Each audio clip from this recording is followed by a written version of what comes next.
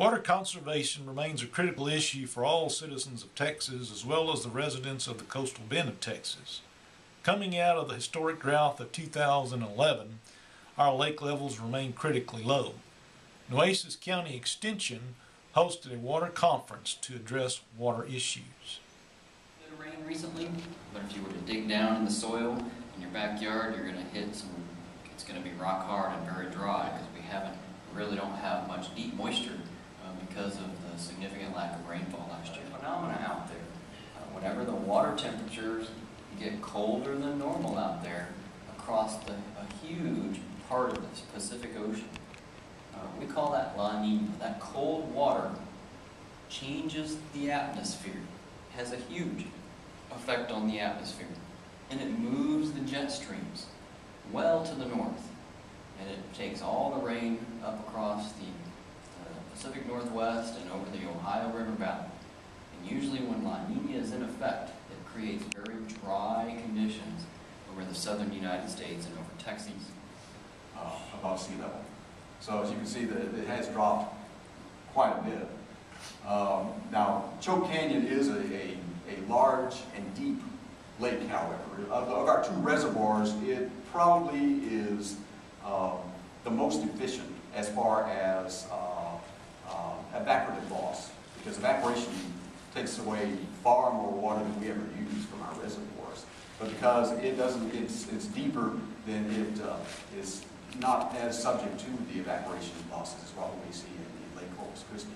And that's one reason we do try to keep Choke Canyon just as full as we possibly can, in case the drought does win. Here's another view from up there, again at Choke Canyon. Now getting to Lake Corpus Christi, in fact I was visiting with some folks just a little bit before we got started here, and one of my friends invited me up to his house on the lake just last Sunday, as a matter of fact. And he's got a little pier and everything else, but we were able to walk way out beyond his pier. And so he's got this huge green backyard. Water their plants between the hours of 10 a.m. and 6 p.m. Because during the warmer parts of the day, that's when the evaporation is at its highest, and certainly it's not the most efficient time to be watering. Again, at 50%, that's still a voluntary conservation that we're asking people to do. At the same time, we would initiate a pretty intensive public education and information program just to keep reminding people, here's what the situation is, and here's how you can help us to deal with it. And hopefully by doing that, then people would become pretty conservative. Indeed, see, in 2011, we saw some towns where the supply or the demand exceeded the supply. Tank toilet down to 1.28 gallons per flush, and so now we're down to 7.7 gallons per day just from the toilet flushing.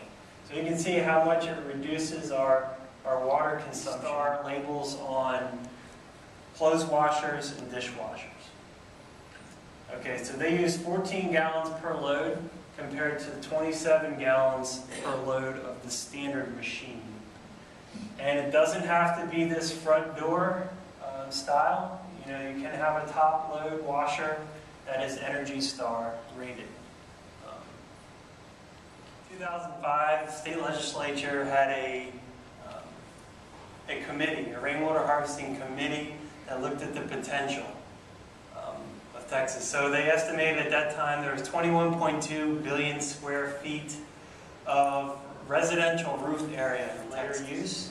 I was talking to a gentleman in the back earlier, said his grandfather's been doing it for years. It's been around for thousands of years. And so it's nothing new. But we've gotten a resurgence in interest in rainwater harvesting because of drought issues, because people are more environmentally conscious and want to take better care of their resources. State and federal officials to adopt this new technology and not entrust it to antiquated regulatory standards. That's what's held us up so far. And then, I haven't mentioned it, but analytical monitoring. And I bring this in because we're going to be working with the extension